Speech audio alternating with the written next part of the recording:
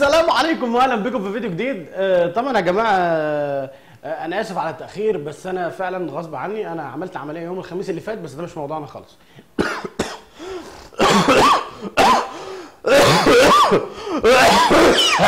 لا ما تموتش دلوقتي، خلص الفيديو. في فيديو كليب نزل، الدنيا كلها مقلوبه عليه والناس كلها بتتكلم والناس اتجننت. يعني الناس كلها اتجننت بسبب الفيديو ده. حتى حلمي بكر طلع اتكلم، وفي ناس انتقدت كتير وفي ناس ما انتقدتش عشان شايفه ان الانتقاد نفسه غلط. والكليب قلب الدنيا. يعني مش عارف، يعني انا ما شفتش والله منه غير لقطه واحده بتقول ركبني المرجيحه تقريبا. مش هي دي سما المصري؟ مش هي التاني اسمه ايه؟ الفيديو يا جماعه اللي انتشر وقلب الدنيا اسمه ما بلاش من تحت يا حوده. احنا هنشوف الفيديو بيقول ايه، ونتكلم بقى. يعني ايه؟ اعطيني حرياتي اطلق يدي. سيبوني بقى اتكلم، لان الحلقه دي ستتخطى كل التوقعات وستتخطى كل الانفرادات والاستفزازيات. هتتخطى كل الحواجز وكل الاسوار. لشات مي برلاري. سيبوني اتكلم براحتي يا جماعه، محدش خالص. مبدئيا الاخت سما المصري، يعني مفيش شخص في مصر، في العالم العربي والغربي والشرق اوسطي، مفيش حد في العالم كله يختلف ان الست سما المصري ست محترمه وكويسه، ويعني كويسه. نبدا يا جماعه ونشوف الفيديو بيقول ايه. بتقول ما بلاش من تحت يا حوده، اصل انا لابسه البرموده. طيب، هو هل المشكله عندها عشان هي لابسه البرموده؟ هو مثلا المشكله في البرموده نفسه، مثلا في فتق فهو خايفه الفتق يوسع ويتحول الى قطع، ولا المشكله في ما بلاش من تحت يا حوده؟ المشكله في حوده مثلا، حوده ما بيستحماش او انت ما بتستحميش. اسئله وجوديه، اسئله وجوديه. يعني هي يعني هذا الفيديو يعطيني الكثير من التساؤلات بلا اجابات. فاحنا لازم نعرف. مش هينفع والله يا جماعه. ايوه محمود، ايوه. ينفع اللي انت عملته مع سما المصري ده؟ ايه بتقول لك لابسه البرمود ده حقيقي؟ والله مش انت. طب ما ينفعش. طيب يا محمود، طيب ماشي. انا عارف ان انت اكيد كان اكيد ليك، يعني ليك هتدافع عن نفسك بقى. يعني لما اشوفك سلام مع السلامه.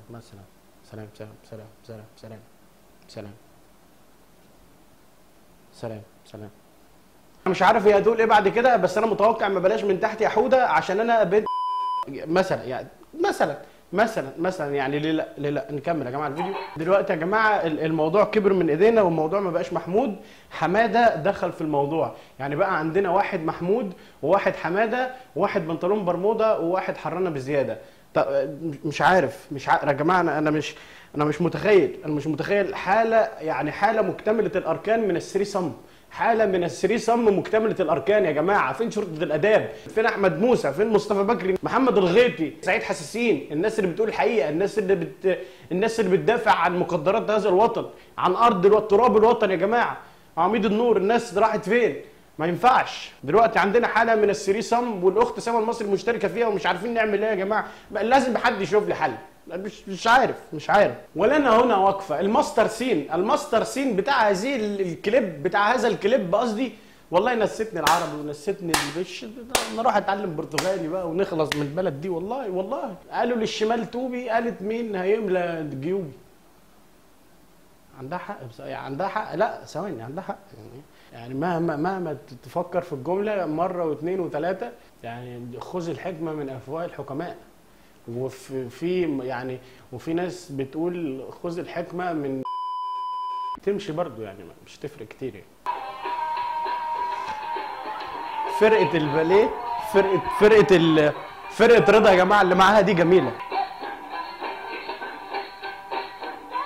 يا جماعه. يعني اسئله كتيره يا جماعه، اسئله وجوديه. سما المصري بتحطنا في دوامه من الاسئله وكانها مفيد فوزي. يعني انا الان بتفرج على فيديو لمفيد فوزي.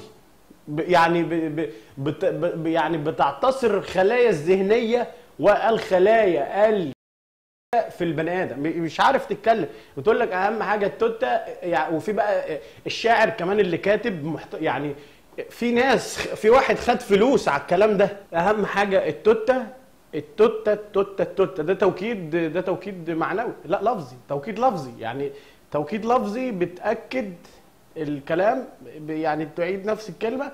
وهنا ده ان دل يدل على ان الشاعر ابن يعني. احنا نحن لا نقول الا الحقيقه، احنا ربنا رزقنا بهذا المكان عشان نقول فيه الحقيقه ولا شيء غير الحقيقه. فلازم ان احنا نراعي هذه الكاميرا وهذا الجمهور وهذا الكرسي وهذا اللابتوب وهذا الكليب وهذا النور اللي حول عينيا مش شايف وتعبان. ولازم نراعي كل هذه دي جريمه، اللي احنا بنعمله النهارده جريمه. حتى الفيديو بتاعي ده جريمه في حق الانسانيه وفي حق الوجود وفي حق كل بني ادم. التوته التوته التوته كمان بقت 6 التوته يعني. توكيد توكيد توكيد توكيد يا جماعه. هو بعيد عن ان الفيديو كليب متصور في قاعه الماسه، وهم اصلا كانوا واخدين ساعه زياده، وكان في عريس وعروسه متاخرين في الكوافير، فهو ده اللي ساعدهم في حاله التصوير الجميله دي. العيال اللي طالعين معاه في الكليب اصلا هم اصلا العيال اللي بيعملوا الرقص الشعبي في القاعه نفسها. وبعيد برضو عن الفيديو كليب متصور بكاميرا موبايل، فمش فارقه يعني. انا لو في لحظه ما قررت ان انا اتكلم بجد وابعد عن الهزار، هيجي لي جلطه يعني، هيجي لي انسداد في الشرايين، هيجي لي ضعف في الشخصيه. والله يا جماعه فرقه استعراضيه رائعه، فرقه استعراضيه اقسم بالله العظيم احسن من الفرقه اللي طلعت في فيلم تايتانيك. فرقه استعراضيه رهيبه. مفيش اصلا فرقه استعراضيه طلعت في فيلم تايتانيك صح؟ مش مهم، محدش يعرف يعني. هم هيراجعوا ورايا، هيسيبوا كل حاجه ويروح يبحث على جوجل الفرقه الاستعراضيه اللي طلعت في فيلم تايتانيك. يا عم كبر مخك.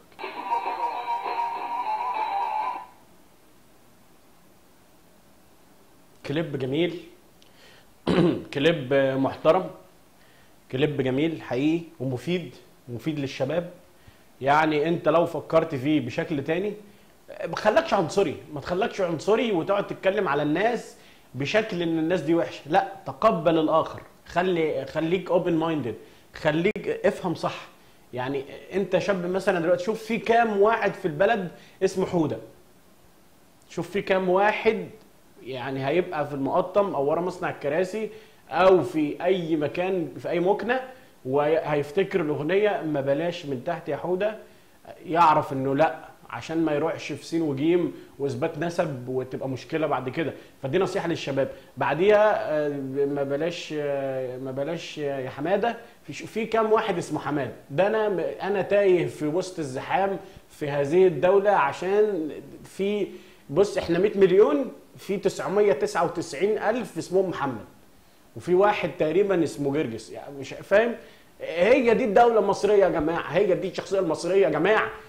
احنا بنتكلم دلوقتي بمنتهى المنطقيه. بتقول بلاش يا حماده اصل انا حرانه بزياده. يجي برضو واحد يبقى مثلا مع مراته تقول له اسمه حماده هو، فيفتكر ان احنا حر، فيعرف ان حرام يعني فرهضه وبتاع، فمش هينفع، فالتعداد السكاني يقل. فيا جماعه الناس دي بتفكر لقدام، الناس دي بتبني مصر، بس احنا مش واخدين بالنا يا جماعه. احنا اللي شايفين كل حاجه بشكل سلبي، احنا اللي معقدين كل حاجه، احنا اللي بنتكلم عن كل حاجه بشكل انتقادي وشكل سلبي. احنا ولاد اند اوف تكست.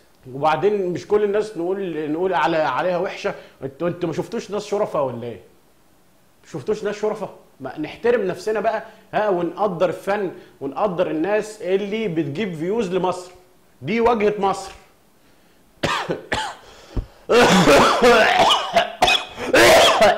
فلازم ان احنا نحترم هذه الشخصيه المصريه الجميله، ونحترم ان دلوقتي الوطن العربي كله بسبب هذا الكليب وهذه الاغنيه وبسبب الفيديو بتاعي ده هيتفرج على مصر تاني، ويرجع يقول الناس دي بتعمل فن، مصر قبلة الفن والفنانين.